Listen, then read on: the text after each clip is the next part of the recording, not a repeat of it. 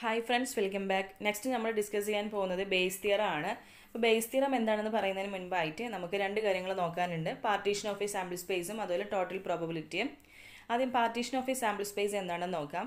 E1, E2, E3 etcetera En is set to represent partition of a sample space S if. അതായത് E1, E2, E3 etcetera എന്ന് പറയുന്നത് ഒരു sample space S എന്ന് പറയുന്ന sample സ്പേസിൻ്റെ partition ആവണമെങ്കിൽ താഴെ പറയുന്ന 3 കണ്ടീഷൻസ് സാറ്റിസ്ഫൈ ചെയ്യണം. ഓക്കെ, എന്തൊക്കെയാണ് 3 കണ്ടീഷൻസ് എന്ന് നോക്കാം. First one, EI intersection EJ equal to null set. I not equal to J and I, J equal to 1, 2, 3 etcetera N. അതായത് ഏത് രണ്ട് ഇവൻറ്റുകൾ എടുത്താലും അതിൻ്റെ ഇൻ്റർസെക്ഷൻ എന്ന് പറയുന്നത് നൾ സെറ്റ് ആയിരിക്കണം. That is pairwise disjoint ആയിരിക്കണം. ഏത് രണ്ട് ഇവൻറ്റ്സ് എടുത്തു കഴിഞ്ഞാലും അതിൻ്റെ ഇൻ്റർസെക്ഷൻ എന്ന് പറയുന്നത് എന്തായിരിക്കണം? നൾ സെറ്റ് ആയിരിക്കണം. ഇതാണ് ഫസ്റ്റ് കണ്ടീഷൻ. ഇനി second one, E1 union E2 union E3 etcetera union En equal to S. That is exhaustive. Okay, ഇവൻറ്റുകളുടെ എല്ലാം കൂടി യൂണിയൻ എടുത്തു കഴിഞ്ഞാൽ നമുക്ക് എന്ത് തന്നെ കിട്ടണം? സാമ്പിൾ സ്പേസ് തന്നെ കിട്ടണം. അതാണ് രണ്ടാമത്തെ കണ്ടീഷനിൽ പറയുന്നത്. Then third one, P of EI greater than 0. അതായത് ഏത് ഇവൻ്റ് എടുത്തു കഴിഞ്ഞാലും അതിൻ്റെ പ്രോബിലിറ്റി എന്ന് പറയുന്നത് എന്തായിരിക്കണം? ഗ്രേറ്റർ ദാൻ 0 ആയിരിക്കണം. 0-നേക്കാളും ഗ്രേറ്റർ ആയിരിക്കണം. Okay, for all I equal to 1, 2, 3 etcetera N. അപ്പോൾ ഇങ്ങനെ ഈ പറഞ്ഞിട്ടുള്ള 3 കണ്ടീഷൻസ് സാറ്റിസ്ഫൈ ചെയ്തിട്ടുണ്ടെങ്കിൽ നമുക്ക് എന്ത് പറയാം? E1, E2, E3 etcetera En എന്ന് പറയുന്നത് സാമ്പിൾ സ്പേസിൻ്റെ പാർട്ടീഷൻ ആണെന്ന് പറയാം. ഓക്കെ, എന്തൊക്കെയായിരുന്നു? പെയർ വേസ് ഡിസ്ജോയിൻ്റ് ആയിരിക്കണം, മ്യൂച്വലി എക്സ്ഹോസ്റ്റീവ് ആയിരിക്കണം, അതുപോലെ പോസിറ്റീവ് ആയിരിക്കണം. P ഓഫ് EI ഏത് ഇവൻറ്റിൻ്റെ പ്രോബിലിറ്റിയും എന്തായിരിക്കണം? ഗ്രേറ്റർ ദാൻ 0 ആയിരിക്കണം. Next, theorem of total probability എന്താണെന്ന് നോക്കാം. Let E1, E2, E3 etcetera En B A partition of a sample space S and suppose that each of the event has known zero probability of occurrence. അതായത് E1, E2, E3 etcetera En എന്ന് പറയുന്നത് partition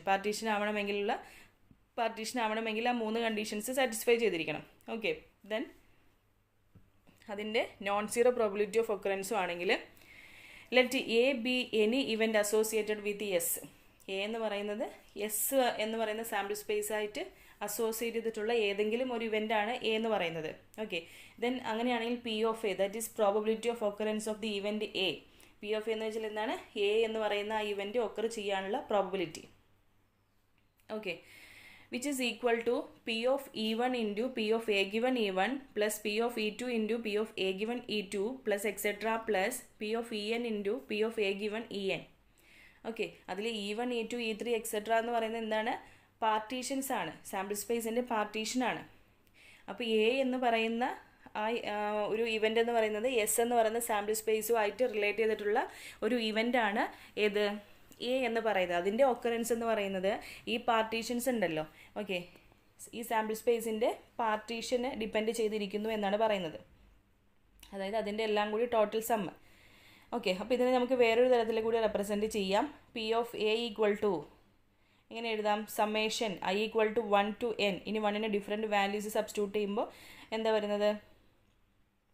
P of EI into P of A given EI എന്നുള്ളത് എന്തായിട്ട് മാറും? 1 substitute ചെയ്യുമ്പോൾ P of E1 into P of A given E1 ആയി മാറും.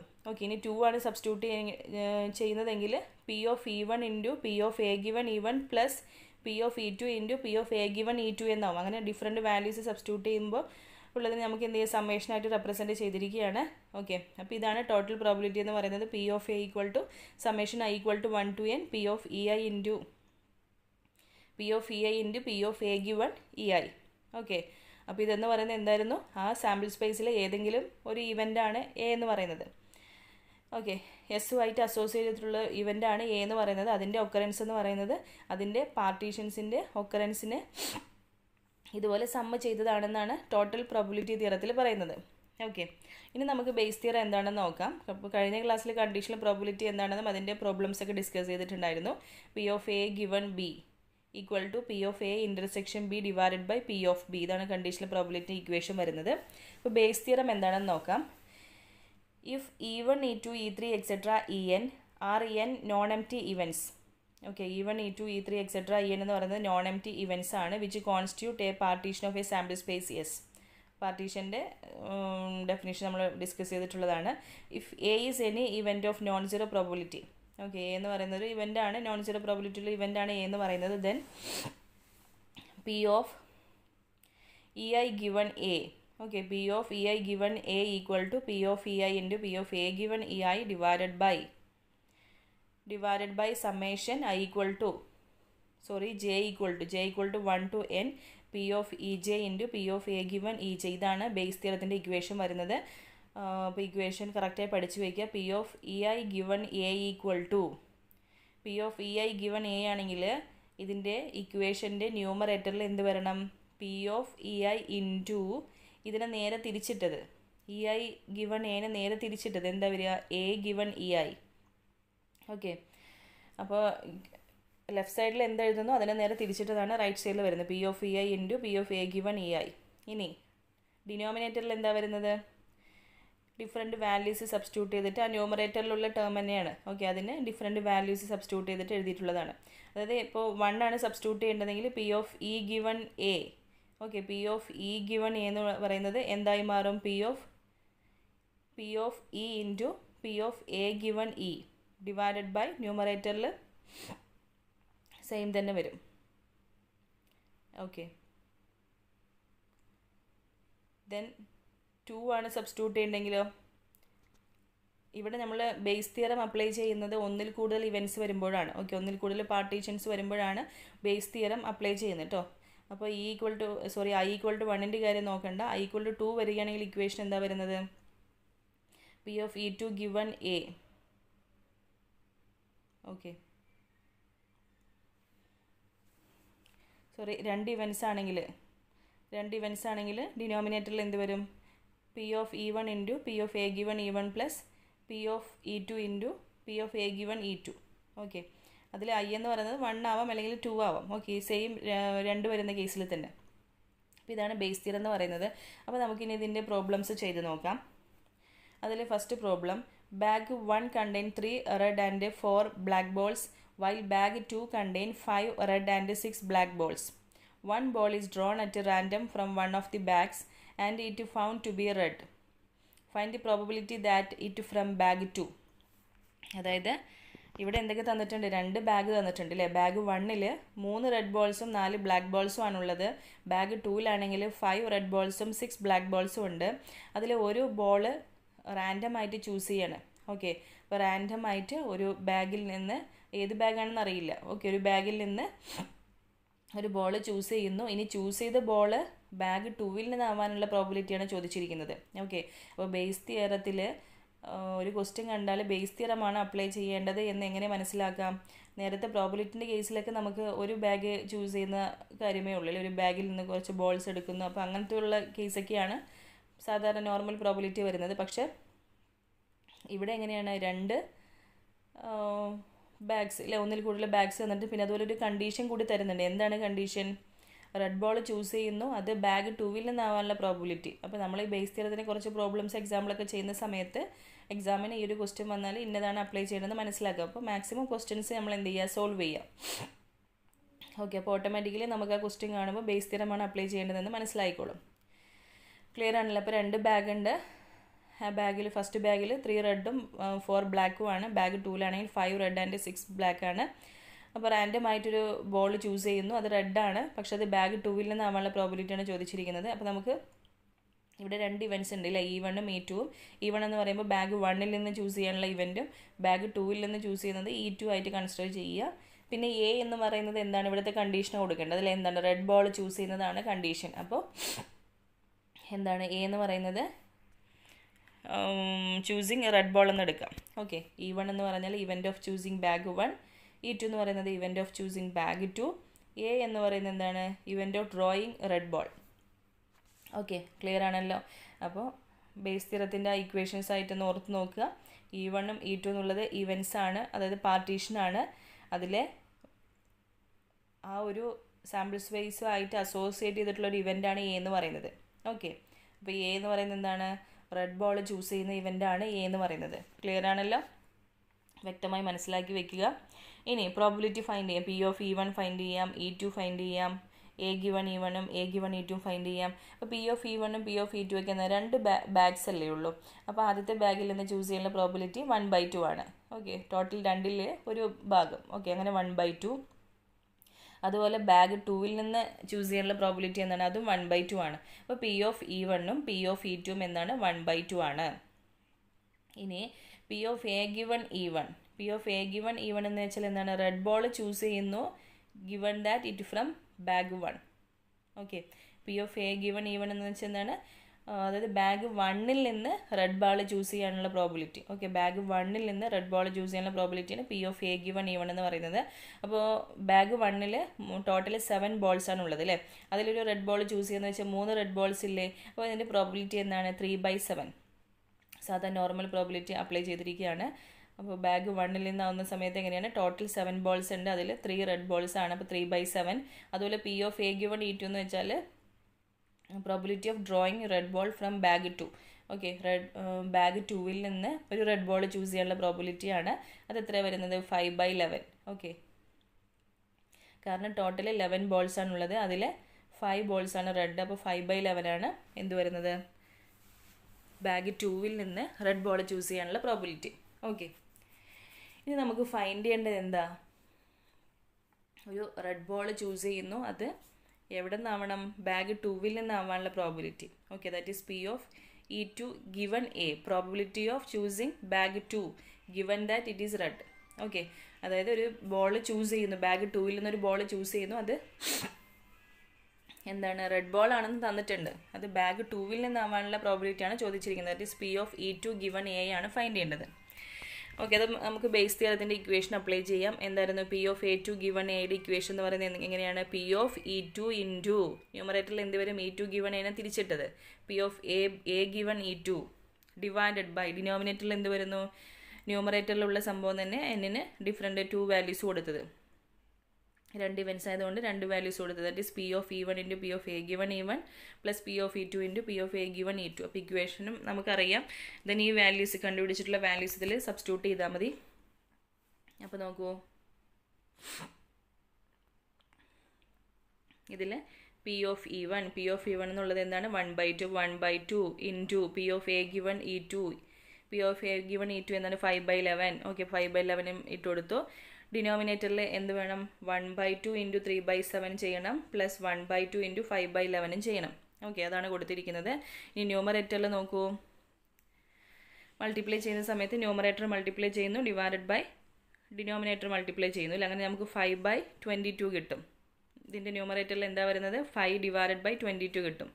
ഡിനോമിനേറ്ററിൽ എന്താ വരുന്നത്? 1/2 ഇൻറ്റു 3/7 എന്താ വരുന്നത്? 3/14 കിട്ടും. ന്യൂമറേറ്റർ മൾട്ടിപ്ലൈ ചെയ്യുന്നു, ഡിനോമിനേറ്റർ മൾട്ടിപ്ലൈ ചെയ്യുന്നു, 3/14 കിട്ടും. നെക്സ്റ്റ് അതുപോലെ 1/2 ഇൻറ്റു 5/11 എന്താ വരുന്നത്? 5/22. ഓക്കെ, 1/2 ഇൻറ്റു 5/11 എന്ന് വെച്ചാൽ ന്യൂമറേറ്റർ 1ഉം 5ഉം മൾട്ടിപ്ലൈ ചെയ്ത് ഡിവൈഡഡ് ബൈ 2ഉം 11ഉം മൾട്ടിപ്ലൈ ചെയ്ത് അങ്ങനെ 5/22 വന്നു. ഓക്കെ, ഇനി നമുക്ക് എന്ത് ചെയ്യാം? ന്യൂമറേറ്ററിൽ 5/22 അങ്ങനെ ഇരുന്നോട്ട്, ഡിനോമിനേറ്ററിൽ 3/14ഉം 5/22 ആണ്. നമുക്ക് ഇതിൻ്റെ LCM 14ൻ്റെയും 22ൻ്റെയും LCM ഒക്കെ എടുത്തിട്ട് സോൾവ് ചെയ്യുന്ന സമയത്ത് 60 ഡിവൈഡഡ് ബൈ 154 കിട്ടും. ഓക്കെ, അപ്പോൾ ഇതിന് നമുക്ക് എന്ത് ചെയ്യാം? കണ്ടിന്യൂസ് ആയിട്ട് ഡിവിഷൻ വന്നാൽ ഫസ്റ്റ് ന്യൂമറേറ്ററിലുള്ള ടേം അതുപോലെ എഴുതുന്നു, 5/22 എന്ന് എഴുതുന്നു. എന്നിട്ട് ഡിനോമിനേറ്ററിലുള്ള 68 ഡിവൈഡഡ് ബൈ 154നെ മേലോട്ട് കൊണ്ടുവന്നപ്പോൾ 154 ഡിവൈഡഡ് ബൈ 68 എന്നായി. ഇനി അത് നമുക്ക് എന്ത് ചെയ്യാം? സോൾവ് ചെയ്തെടുക്കാം. 7 വെച്ച് ക്യാൻസൽ ചെയ്തിട്ടുള്ളതാണ്. ഓക്കെ, ഇവിടെ 7 അല്ല, സോറി, 154നെ 7 ടൈംസ് എന്തുണ്ട്? 22 ഉണ്ട്. അങ്ങനെ നമുക്ക് സിംപ്ലിഫൈ ചെയ്യുന്ന സമയത്ത് 35 ഡിവൈഡഡ് ബൈ 68 എന്ന് കിട്ടും. ഓക്കെ, അപ്പോൾ ഈ ഒരു പ്രോബ്ലം ഓർക്കുക, ഇതിൽ പറഞ്ഞിട്ടുള്ള കാര്യങ്ങൾ എങ്ങനെയാണെന്ന് ഓർക്കുക. അങ്ങനെയാണെങ്കിൽ നമുക്ക് ബേസ് തിയറം ഈസി ആയിട്ട് ഐഡൻറ്റിഫൈ ചെയ്യാൻ കഴിയും. ഓക്കെ, അപ്പോൾ ഈ ഒരു ക്വസ്റ്റ്യൻ ക്ലിയർ ആണെന്ന് കരുതുന്നു. പിന്നെ നെക്സ്റ്റ് ഒരു ക്വസ്റ്റ്യൻ ഇതേ മോഡലുള്ള ക്വസ്റ്റ്യൻ ആണ്.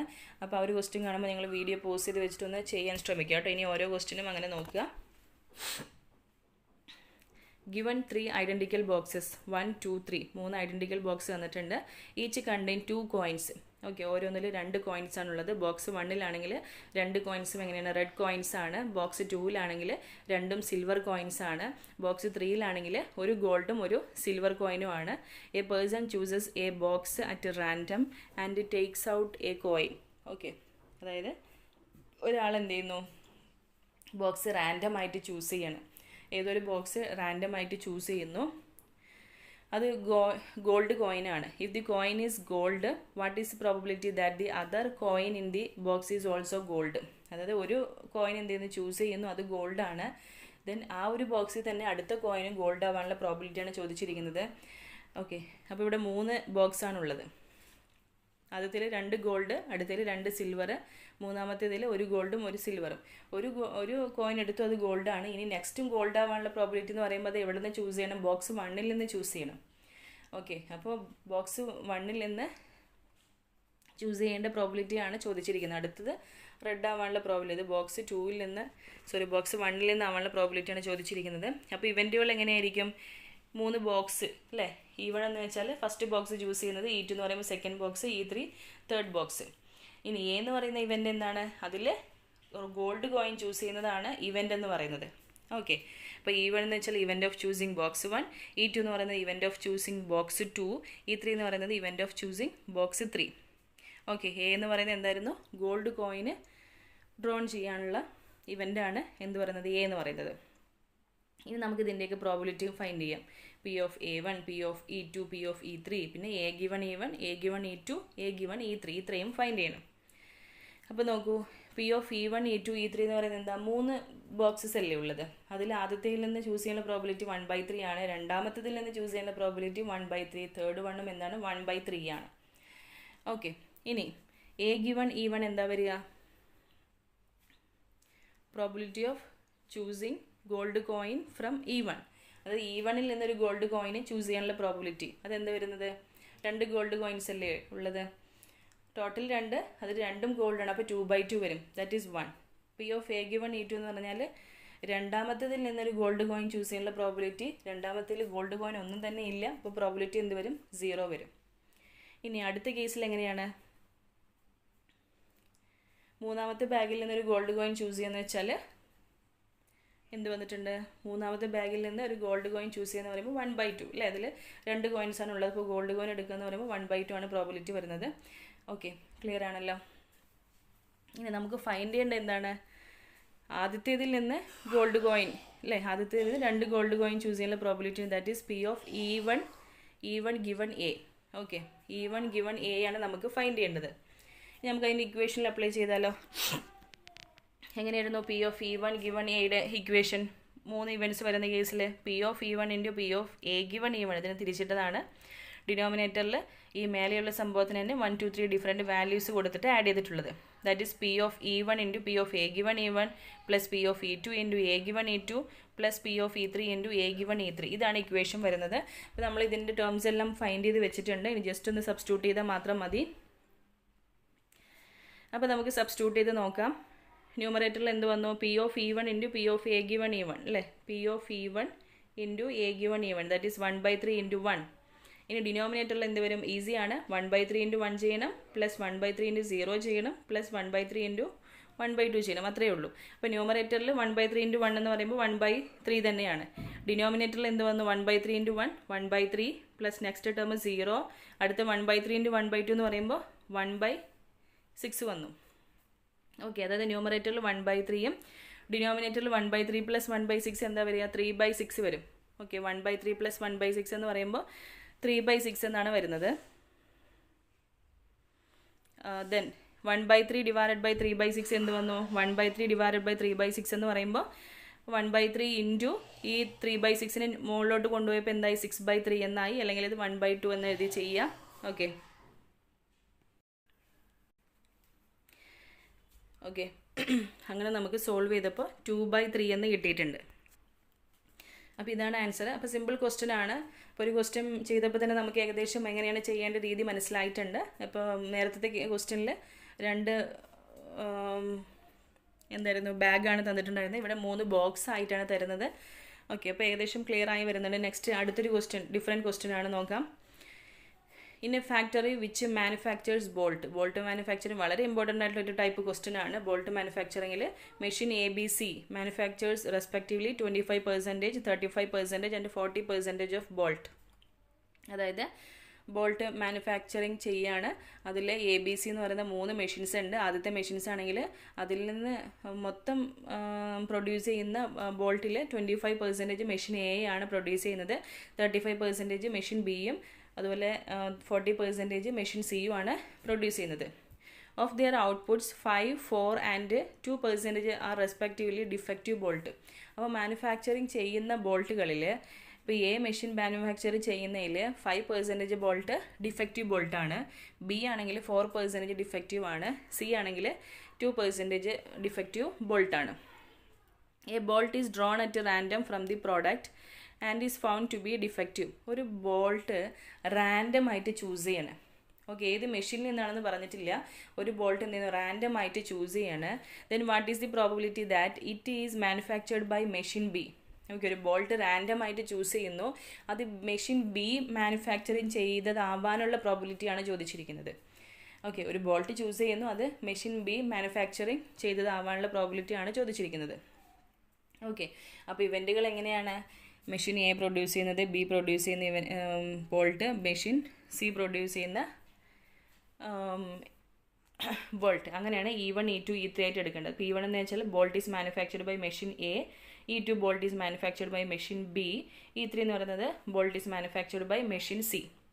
ഇനി എ എന്ന് പറയുന്നത് എന്താണ്? ഇതുമായിട്ട് അസോസിയേറ്റ് ചെയ്തിട്ടുള്ളൊരു ഇവൻ്റ് ഏതുണ്ട്? Defective bolt. എ എന്ന് പറയുന്നത് എന്താണ്? Bolt drawn is defective. Drawn ചെയ്തിട്ടുള്ള ബോൾട്ട് എന്നാണ് ഡിഫക്റ്റീവ്. ഇനി നമുക്ക് എന്തൊക്കെ ഫൈൻഡ് ചെയ്യണം? അപ്പോൾ P of E1, E2, E3 find ചെയ്യണം അല്ലേ? അതുപോലെ P of A given E1, A given E2, A given E3യും ഫൈൻഡ് ചെയ്യണം. പി ഓഫ് E1 എന്താണ് വരുന്നത്? തന്നിട്ടുണ്ടല്ലോ അല്ലേ? 25% ആണ് തന്നിട്ടുണ്ട്. അപ്പോൾ നമുക്ക് 25% എന്ന് തന്നെ എഴുതാം. That is 25/100. P of E2, machine ബിയിൽ നിന്ന് ബോൾട്ട് ചൂസ് ചെയ്യാനുള്ള പ്രോബിലിറ്റി എന്താണ്? പി ഓഫ് E2 എന്ന് പറയുന്നത് 35% ആണ്, 35/100. ഞാനിതിന് സിംപ്ലിഫൈ ചെയ്തിട്ടില്ല, അതുപോലെ ഡെസിമൽ ഫോർമാറ്റിലോട്ട് മാറ്റിയിട്ടുമില്ല. നമുക്ക് കാൽക്കുലേഷൻ ചെയ്യാനായിട്ട് കുറച്ചുകൂടി ഈസി ഈ ഒരു മെത്തേഡാണ് തോന്നുന്നു. Next P of E3, machine സിയിൽ നിന്ന് ചൂസ് ചെയ്യാനുള്ള പ്രോബിലിറ്റി എന്ന് പറയുന്നത് 40%, ദാറ്റ് ഈസ് 40/100. ഓക്കെ, ഇനി നമുക്ക് എന്തെല്ലാം ഫൈൻഡ് ചെയ്യണം? A given E1, A given E2, A given E3 find ചെയ്യണം അല്ലേ? അപ്പോൾ എ ഗിവൺ E1 എന്ന് പറയുന്നത് എന്താണ്? Probability that the bolt drawn is defective given that it is manufactured by machine A. Okay, അപ്പോൾ ഡ്രോൺ ചെയ്ത bolt എന്താണ്? Defective ആണ്. അത് മെഷീൻ എ മാനുഫാക്ചർ ചെയ്തതാവാനുള്ള പ്രോബിലിറ്റി. ഓക്കെ, അപ്പോൾ P of A given E1 എന്നുള്ളത് എന്ത് വരും? 5% ബോൾട്ട് അല്ലേ? എയിൽ നിന്ന് പ്രൊഡ്യൂസ് ചെയ്യുന്ന 5% ബോൾട്ടാണ് defective, that is 5/100. A given E2 എന്ന് പറഞ്ഞാൽ 4% ആണ്, that is 4/100. A given E3 എന്ന് പറയുമ്പോൾ 2% ആണ് തന്നിട്ടുണ്ട്, അപ്പോൾ 2/100. അപ്പോൾ ഇങ്ങനെയാണ് വാല്യൂസ് വരുന്നത്. അപ്പോൾ ഈ വാല്യൂസ് എല്ലാം ഫൈൻഡ് ചെയ്തതിന് ജസ്റ്റ് ഒന്ന് സബ്സ്റ്റിറ്റ്യൂട്ട് ചെയ്താൽ മാത്രം മതി. നമുക്ക് ഫൈൻഡ് ചെയ്യേണ്ടത് എന്താണ്? ഡ്രോൺ ചെയ്ത ബോൾട്ട് ഡിഫക്റ്റീവ് ആണ്, അത് E2വിൽ നിന്നാവാനുള്ള മെഷീൻ ബി പ്രൊഡ്യൂസ് ചെയ്താവാനുള്ള പ്രോബിലിറ്റി ആണ് അല്ലേ? Okay, that is p of E2 given A ആണ് ഫൈൻഡ് ചെയ്യേണ്ടത്. ക്ലിയർ ആണല്ലോ? നമുക്ക് ഇക്വേഷനിൽ സബ്സ്റ്റിറ്റ്യൂട്ട് ചെയ്യാം. P of E2 given a എന്ന് പറഞ്ഞാൽ P of E2 into P of A given E2, ഡിനോമിനേറ്ററിലാണെങ്കിൽ 3 events ഉള്ളതുകൊണ്ട് 3 ടേംസ് വരും. P of E1 into P of A given E1, p of E2 into A given E2, P of E3 into A given E3. Okay, ഇനി നമുക്ക് ഈ values substitute ചെയ്യാം. ഇപ്പോൾ values substitute ചെയ്യുന്നതൊക്കെ എളുപ്പമാണ്. E2ഉം A given E2ഉം തമ്മിലല്ലേ multiply ചെയ്യേണ്ടത്? P of E2ഉം A given E2ഉം കൂടി multiply ചെയ്യുന്ന ന്യൂമറേറ്ററിൽ, ഡിനോമിനേറ്ററിൽ ഓരോന്നും കറസ്പോണ്ടിങ് ആയിട്ട് മൾട്ടിപ്ലൈ ചെയ്യുക. 25/100 into 5/100 plus 35/100 into 4/100 plus 40/100 into 2/100. Okay, ഇങ്ങനെ എഴുതിയാൽ മതി. ദെൻ അതൊന്ന് സോൾവ് ചെയ്തെടുക്കണം. അപ്പോൾ ഈ സോൾവ് ചെയ്യുന്ന സമയത്ത് നോക്കൂ, ന്യൂമറേറ്ററിലാണെങ്കിലും ന്യൂമറേറ്ററിലെ ടേം ഉണ്ടല്ലോ, ഈ ന്യൂമറേറ്ററിലെ ടേമിൻ്റെ ഡിനോമിനേറ്ററിൽ എന്താ? 100 ഇൻറ്റു 100, അങ്ങനെ തന്നെ ഇരുന്നോട്ടെ. ഡിനോമിനേറ്ററിലാണെങ്കിൽ ഈ ടേമിൻ്റെ 100 ഇൻറ്റു 100 ഉണ്ട്, ഡിനോമിനേറ്ററിൽ നെക്സ്റ്റ് ടേമിൻ്റെ എന്തുണ്ട്? 100 ഇൻറ്റു 100 ഉണ്ട്, അടുത്ത തേർഡ് ടേമിലും 100 ഡിനോമിനേറ്ററിൽ വന്നിട്ടുണ്ട്. അപ്പോൾ ഡിനോമിനേറ്റർ എല്ലാം സെയിം ആണ്. അപ്പോൾ നമുക്ക് മൊത്തത്തിൽ എന്ത് ചെയ്യാം? ക്യാൻസൽ ചെയ്ത് കളയാം. മൊത്തത്തിൽ ഈ ഡിനോമിനേറ്ററൊക്കെ ക്യാൻസൽ ചെയ്ത് കളയാം. ഈ ഡിനോമിനേറ്ററിലുള്ള ടേം നമ്മൾ 100 ഇൻറ്റു 100 കോമൺ ആയിട്ട് എടുത്തിട്ടാട്ടോ. അപ്പോൾ അത്രയും സ്റ്റെപ്പൊന്നും ചെയ്യാനില്ല, എല്ലാം കോമൺ ആയതുകൊണ്ട് ന്യൂമറേറ്ററിലും ഡിനോമിനേറ്റേഴ്സ് സെയിം ആയതുകൊണ്ട് അത് മൊത്തത്തിൽ നമുക്ക് ക്യാൻസൽ ചെയ്ത് കളയാം. ഇങ്ങനെ ഡയറക്റ്റ് ക്യാൻസൽ ചെയ്യല്ല, ഇതിൽ 100 ഇൻറ്റു 100 പുറത്തോട്ട് എടുത്തിട്ടൊക്കെ ചെയ്യുന്നത്. ഓക്കെ, ഇപ്പോൾ ഞാൻ പെട്ടെന്ന് ചെയ്തതാണ്. ദെൻ ഇപ്പോൾ ന്യൂമറേറ്ററിൽ ഇനി ബാലൻസ് എന്തുണ്ട്? 35 ഇൻറ്റു 4 ഉണ്ടല്ലേ? അപ്പോൾ 35 ഇൻറ്റു 4, ഇതിൻ്റെ ഡിനോമിനേറ്ററിലാണെങ്കിൽ 25 ഇൻറ്റു 5 125, 35 ഇൻറ്റു 4 140, നെക്സ്റ്റ് 40 ഇൻറ്റു 2 80. ഇത്രയും ടേംസാണ് ഉള്ളത്. അപ്പോൾ ഇത് സിംപ്ലിഫൈ ചെയ്തപ്പോൾ 35 × 4 എന്ന് പറയുന്നത് 140 ആണ്. ഡിനോമിനേറ്ററിലെ ടേംസ് ടോട്ടൽ ആഡ് ചെയ്തപ്പോൾ 345 കിട്ടിയിട്ടുണ്ട്. ഇനി അതിനെ എന്ത് ചെയ്യുന്നു, സിംപ്ലിഫൈ ചെയ്യുന്നു. 5 വെച്ച് ഡിവൈഡ് ചെയ്തിരിക്കുകയാണ്. 5 വെച്ച് ഡിവൈഡ് ചെയ്തപ്പോൾ നമുക്ക് 20/69 ആണ് കിട്ടിയിരിക്കുന്നത്. ഇനി ഇതിനെ സോൾവ് ചെയ്യാൻ പറ്റില്ല, ഇത്ര തന്നെയാണ് 20/69. ഇനി ഡെസിമൽ ഫോർമാറ്റിലാണെങ്കിൽ ഇതിനെ ഡെസിമലിലോട്ട് കൺവേർട്ട് ചെയ്യുക, ഓപ്ഷൻ അനുസരിച്ചിട്ട് ചേഞ്ച് ചെയ്താൽ മതി. ഓക്കെ, അപ്പോൾ ഇത്രയേ ഉള്ളൂ ഈ ഒരു ക്വസ്റ്റ്യൻ. ഇത് ക്ലിയർ ആണെന്ന് വിചാരിക്കുന്നു. ഇനി അടുത്തൊരു ചോദ്യം നോക്കാം. A man is known to speak truth 3 out of 4 times. അതായത് ഒരാളൊരു ട്രൂത്ത് സംസാരിക്കാനുള്ള പ്രോബിലിറ്റി, സത്യം പറയാനുള്ള പ്രോബിലിറ്റി എന്ന് പറയുന്നത് 3 out of 4. ഇപ്പോൾ 4ൽ 3 ഭാഗം എന്നാണ് 3 out of 4 എന്നതുകൊണ്ട് ഉദ്ദേശിച്ചത്. ഓക്കെ, 4ൽ 3 ഭാഗം അദ്ദേഹം ട്രൂത്ത് സംസാരിക്കാനുള്ള പ്രോബിലിറ്റി, അല്ലെങ്കിൽ 75% അയാൾ സംസാരിക്കുന്നതൊക്കെ എന്തായിരിക്കും, ട്രൂത്ത് ആയിരിക്കും എന്നാണ് പറയുന്നത്. He throws a die and report that it 6. അതായത് ആൾ എന്ത് ചെയ്യുന്നു, ഒരു ഡൈസ് ത്രോ ചെയ്യുന്നു, എന്നിട്ട് എന്ത് പറഞ്ഞു, അത് 6 ആണ് കിട്ടിയതെന്ന് റിപ്പോർട്ട് ചെയ്യുന്നു. Okay, find the probability that it actually 6. അങ്ങനെയാണെങ്കിൽ അത് ആക്ച്വലി 6 കിട്ടിയിട്ടാവാനുള്ള പ്രോബിലിറ്റിയാണ് ചോദിച്ചിരിക്കുന്നത് കേട്ടോ. ഓക്കെ, അപ്പോൾ ഇത്തരത്തിലുള്ള പ്രോബ്ലത്തിലും എന്താണ് അപ്ലൈ ചെയ്യേണ്ടത്, ബേസ് തിയറമാണ് അപ്ലൈ ചെയ്യേണ്ടത്. അപ്പോൾ ഇത് എങ്ങനെയാണെന്ന് നോക്കാം. ഈവൺ എന്നുള്ള ഇവൻ്റ് എങ്ങനെയാണ്, 6 കിട്ടാനുള്ള ഇവൻ്റാണ് എന്ത് പറയുന്നത്, ഇവൻ്റ് ഓഫ് ഗെറ്റിംഗ് 6 ആണ് E1. E2 എന്ന് പറയുന്നത് ഇവൻ്റ് ഓഫ് നോട്ട് ഗെറ്റിംഗ് 6 കിട്ടാതിരിക്കാനുള്ള ഇവൻ്റാണ് E2 എന്ന് പറയുന്നത്. ഇനി എ എന്ന് പറയുന്നത് എന്താണ്, റിപ്പോർട്ട്സ് ദാറ്റ് 6 ഒക്കേഴ്സ്. അപ്പോൾ 6 ഒക്കർ ചെയ്തതായിട്ട് റിപ്പോർട്ട് ചെയ്യുന്നതാണ് എ എന്ന് പറയുന്നത് ഇവൻ്റ്. ഓക്കെ, നമുക്ക് എന്തൊക്കെ ഫൈൻഡ് ചെയ്യണം, P of E1, P of E2, A given E1, A given E2 ഒക്കെ ഫൈൻഡ് ചെയ്യണം. ഓക്കെ, ഇപ്പോൾ P of E1ഉം E2ഉം എന്താ വരുന്നത്, 6 കിട്ടുക എന്ന് പറയുന്നത്, ഡൈസ് ത്രോ ചെയ്യുമ്പോൾ 6 വരാനുള്ള പ്രോബിലിറ്റി എന്താണ്, 1/6 ആണ് അല്ലേ. 6ൽ 1 ഭാഗം 1/6 ആണ്. P of E2 എന്ന് പറയുമ്പോൾ എങ്ങനെയാണ്, ഒരു ഡൈ ത്രോ ചെയ്യുന്ന സമയത്ത് 6 കിട്ടാതിരിക്കാനുള്ള പ്രോബിലിറ്റി എന്ത് വരും, 5/6 വരും. 1/6 1 - 1/6 ദാറ്റ് ഈസ് 5/6 വരും. ഇനി നമുക്ക് എന്ത് വേണം, P of A given E1ഉം P of A given E2. P of A given E1 എന്ന് വെച്ചാൽ എന്താണ്, probability of man speak truth. Okay, ആൾ സത്യം പറയാനുള്ള പ്രോബിലിറ്റിയാണ് P of A given E1 എന്ന് പറയുന്നത്. അത് എത്രയാണ്, 3/4. ക്വസ്റ്റിൽ തന്നെ തന്നിട്ടുണ്ട് 3 out of 4 അപ്പോൾ 3/4. P of A given E2 എന്ന് പറഞ്ഞാൽ probability of man does not speak truth, അതായത് സത്യം പറയാതിരിക്കാനുള്ള പ്രോബിലിറ്റിയാണ്. അതെന്ത് വരുന്നു, 1/4 വരുന്നു. ഓക്കെ, അപ്പോൾ സത്യം പറയാനുള്ള പ്രോബിലിറ്റി 3/4ഉം സത്യം പറയാതിരിക്കല്ലേ, നുണ പറയാനുള്ള പ്രോബിലിറ്റി എന്ന് പറയുന്നത് 1 - 3/4 ആണ് 1/4 എന്ന് എടുത്തിരിക്കുന്നത്. ഓക്കെ, ഇപ്പോൾ വാല്യൂസ് ഒക്കെ ഇട്ടിട്ടുണ്ട്. ഇനി നമുക്ക് ഫൈൻഡ് ചെയ്യേണ്ടത് എന്താണ്, നമുക്കിതിൽ ഫൈൻഡ് ചെയ്യാനുള്ളത് P of E1 given A ആണ്. അതായത് എന്ത് ചെയ്യുന്നു, 6 കിട്ടിയിട്ട് 6 ഒക്കർ ചെയ്തു എന്ന് റിപ്പോർട്ട് ചെയ്യുന്നത്. ഓക്കെ, കണ്ടെത്തേണ്ടത് എന്തായിരുന്നു, find the probability that it is actually 6. അതായത് 6 കിട്ടിയിട്ട് 6 കിട്ടി എന്ന് റിപ്പോർട്ട് ചെയ്യുന്നത്. ഓക്കെ, അപ്പോൾ അതാണ് P of E1 given A എന്ന് പറയുന്നത്. അപ്പോൾ അതിൻ്റെ ഇക്വേഷൻ എങ്ങനെ വരും, P of E1 × P of A given E1 divided by P of E1 × A given E1 plus P of E2 × A given E2. Okay, ഇനി നമുക്ക് എന്ത് ചെയ്യാം, ഈ വാല്യൂസ് എല്ലാം ഇതിലോട്ട് ഇങ്ങോട്ട് സബ്സ്റ്റിറ്റ്യൂട്ട് ചെയ്യണം. അപ്പോൾ നോക്കൂ,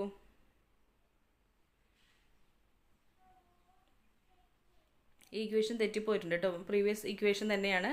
അപ്പോൾ അതിൽ P of E1 given A ആണ് ഫൈൻഡ് ചെയ്യേണ്ടത്. അപ്പോൾ P of E1 given A എന്ന് പറയുമ്പോൾ ന്യൂമറേറ്ററിൽ എന്ത് വരും, P of E1 × okay P of E1 × P of A given E1 that is 1/6 × 3/4. Okay, ന്യൂമറേറ്ററിൽ 1/6 × 3/4, ഡിനോമിനേറ്ററിലാണെങ്കിലോ 1/6 × 3/4 പ്ലസ് 5/6 × 1/4. ഓക്കെ, കറസ്പോണ്ടിങ് ആയിട്ട് മൾട്ടിപ്ലൈ ചെയ്തിട്ട് ആഡ് ചെയ്യാം. അപ്പോൾ ന്യൂമറേറ്ററിൽ എന്ത് വന്നിട്ടുണ്ട്, 1/6 × 3/4 നമുക്ക് 3/24 എന്ന് എഴുതാം. ന്യൂമറേറ്ററിൽ ഈ ടേമിന് എഴുതാം 3/24 എന്ന് എഴുതാം. ഡിനോമിനേറ്ററിലാണെങ്കിൽ 1/6 × 3/4 എന്ന് പറഞ്ഞാൽ 3/24 ആണ്. 5/6 × 1/4 എന്ന് പറയുമ്പോൾ 5/24 ആണ്. ഓക്കെ, ഇതിനങ്ങനെ ന്യൂമറേറ്ററിൽ 3/4 ഉണ്ട്. ഡിനോമിനേറ്ററിലാണെങ്കിൽ എല്ലാത്തിൻ്റെയും ഡിനോമിനേറ്ററിൽ 24 ഉണ്ട്. അതുകൊണ്ട് 24 നേരത്തെ ചെയ്ത പോലെ കട്ട് ചെയ്ത് കളയാം. അപ്പോൾ നമുക്ക് ബാലൻസ് വരുന്നത് 3/3 + 5 ആണ്, ദാറ്റ് ഈസ് 8. 3/8 എന്ന് കിട്ടും. ഓക്കെ, അപ്പോൾ ഒരു ക്വസ്റ്റ്യൻ്റെ ആൻസർ എന്ന് പറയുന്നത് 3/8 ആണ്. ഇപ്പോൾ ഡിഫറെൻ്റ് ആയിട്ടുള്ളൊരു ക്വസ്റ്റ്യൻ ആണ്. അപ്പോൾ ഇത്തരത്തിലുള്ള ക്വസ്റ്റ്യൻ വന്നാലും ബേസ് തിയറമാണ് അപ്ലൈ ചെയ്യേണ്ടത്. അപ്പോൾ എങ്ങനെയാണ് ഇത് അപ്ലൈ ചെയ്യേണ്ടതെന്ന് കൂടി മനസ്സിലാക്കി വെക്കുക. ദെൻ അടുത്ത ചോദ്യം നോക്കാം. The probability that A doctor will diagnose A particular disease correctly is 0.6. ഒരു ഡോക്ടർ ഒരു പർട്ടിക്കുലർ ഡിസീസ് കറക്റ്റായിട്ട് രോഗം നിർണ്ണയിക്കാനുള്ള പ്രോബിലിറ്റി എന്ന് പറയുന്നത് 0.6 ആണ്. The probability that the patient will die by his treatment after correct diagnosis is 0.4. Okay, രോഗം നിർണ്ണയിച്ചു കഴിഞ്ഞാൽ എല്ലാ രോഗിയും രക്ഷപ്പെടണമെന്നില്ല. അപ്പോൾ രോഗം നിർണ്ണയിച്ചു കഴിഞ്ഞാലും അദ്ദേഹം മരിക്കാനുള്ള പ്രോബിലിറ്റി എന്ന് പറയുന്നത് എത്രയാണ്? 0.4 ആണ്. Next, the probability of death after wrong diagnosis is 0.7. അതായത് രോഗം നിർണ്ണയിക്കാതെ അദ്ദേഹം മരിക്കാനുള്ള പ്രോബിലിറ്റി എന്ന് പറയുന്നത് എത്രയാണ്? 0.7 ആണ്. A patient who had a disease died, what is the probability that the disease was not correctly diagnosed? അപ്പോൾ പേഷ്യൻറ്റ് മരിച്ചു പോയി, അപ്പോൾ അത് ഡിസീസ് കറക്റ്റായിട്ട് ഡയഗ്നൈസ് ചെയ്യാത്തത് കൊണ്ടാവാനുള്ള പ്രോബിലിറ്റിയാണ് ചോദിച്ചിരിക്കുന്നത്. ഇപ്പോൾ രോഗം കറക്റ്റ് നിർണ്ണയിക്കാൻ കഴിഞ്ഞില്ല, അങ്ങനെയാണ് അദ്ദേഹം മരിക്കുന്നതെങ്കിൽ അതിനുള്ള പ്രോബിലിറ്റിയാണ് ചോദിച്ചിരിക്കുന്നത്. അപ്പോൾ നമുക്ക് ഇവൻറ്റുകൾ എങ്ങനെ ചൂസ് ചെയ്യാം? ഡോക്ടർ കറക്റ്റായിട്ട് ഡയഗ്നൈസ് ചെയ്യുന്നതും ഡയഗ്നൈസ് ചെയ്യാത്തതും. ഓക്കെ, അതാണ് E1ഉം E2ഉം. Doctor diagnose disease correctly E1, E2 എന്ന് പറയുന്നത് doctor diagnose disease incorrectly E2. ഇനി എ എന്ന് പറയുന്നത് എന്താണ്? പേഷ്യൻറ്റ് മരിക്കുന്ന ഇതാണ്, ഇവൻ്റാണ് എ എന്ന് ചൂസ് ചെയ്തിട്ടുള്ളത്. പിന്നെ നമുക്ക് എന്തൊക്കെ ഫൈൻഡ് ചെയ്യണം? P of E1, P of E2, A given E1, A given E2 find ചെയ്യണം. ഓക്കെ, P of E1 എന്താ വരുന്നത്? അതായത് ഡോക്ടർ കറക്റ്റായിട്ട് ഡയഗ്നൈസ് ചെയ്യാനുള്ള പ്രോബിലിറ്റി എന്ന് പറഞ്ഞാൽ 0.6 ആണ് അല്ലേ? 0.6 അതിന് നമുക്ക് 6% എന്ന് എഴുതാം. 0.6 എന്ന് പറഞ്ഞാൽ എന്താണ്? 6% ആണ്. ഓക്കെ, 6% അല്ല 60%. 0.6 അല്ലെങ്കിൽ 6/100 അല്ലേ? സോറി, 60/100. ഓക്കെ, 60% ആണ്. അപ്പോൾ നമുക്ക് 60%ന് 3/5 എന്ന് കൊടുക്കാം. P of E2 എന്താണ്? ഇൻകറക്റ്റ്ലി ഡയഗ്നൈസ് ചെയ്യാനുള്ള പ്രോബിലിറ്റി എന്ന് പറയുമ്പോൾ 0.6ന് നേരെ തിരിച്ചത്, അല്ലെങ്കിൽ 60% നേരെ ബാലൻസ് ഉള്ള എന്താണ്? 40%. ഓക്കെ, കറക്റ്റായി ഡയഗ്നൈസ് ചെയ്യുന്നു അല്ലെങ്കിൽ ഇൻകറക്റ്റ്ലി ഡയഗ്നൈസ് ചെയ്യുന്നു. അപ്പോൾ ഇതിൻ്റെ ഓപ്പോസിറ്റ് അല്ലേ? 1 - 60%, അല്ലെങ്കിൽ നമുക്ക് എങ്ങനെ എഴുതാം? 40% ആണ്. 40%ന് 2/5 എന്ന് റെപ്രസെൻറ്റ് ചെയ്യാം. ഇനി P of A given E1ഉം A given E2 അല്ലേ ഫൈൻഡ് ചെയ്യേണ്ടത്? P of A given E1 എന്ന് വെച്ചാൽ എന്താണ്? Patient die by correct diagnosis. അതായത് രോഗം കറക്റ്റായിട്ട് നിർണ്ണയിച്ചിട്ടും പേഷ്യൻറ്റ് ഡൈ ആവുന്നത് അല്ലേ? അപ്പോൾ അതിനുള്ള പ്രോബിലിറ്റി എന്താണ്? ക്വസ്റ്റിൽ തന്നിട്ടുണ്ട് 0.4 ആണെന്ന് അല്ലേ? 0.4ന് നമുക്ക് 40% എന്ന് എഴുതാം. 40%ന് 2/5 എന്ന് റെപ്രസെൻറ്റ് ചെയ്യാം. അടുത്തത് patient die by incorrect diagnosis. അതും ക്വസ്റ്റിൽ തന്നിട്ടുണ്ട്. Probability of death after wrong diagnosis 0.7 ആണെന്ന് തന്നിട്ടുണ്ട്. 70%. അത് നമുക്ക് 7/10 എന്ന് റെപ്രസെൻറ്റ് ചെയ്യാം. ഓക്കെ, പിന്നെ നമുക്ക് ഫൈൻഡ് ചെയ്യാനുള്ളത് എന്തായിരുന്നു? Probability of death given that the disease was not correctly diagnosed. അതായത് ഡെത്ത് സംഭവിക്കുന്നു, അത് കറക്റ്റ്ലി ഡയഗ്നൈസ് ചെയ്യാത്തത് കൊണ്ടാണ്, അങ്ങനെ ആവാനുള്ള പ്രോബിലിറ്റിയാണ് ചോദിച്ചിരിക്കുന്നത്. അപ്പോൾ എന്താ വരുന്നത്? E2 ഗിവൺ A ആണ് ഫൈൻഡ് ചെയ്യേണ്ടത്. Okay, P of E2 given A ആണ് ഫൈൻഡ് ചെയ്യേണ്ടത്. അപ്പോൾ അതിൻ്റെ ഇക്വേഷൻ നോക്കാം.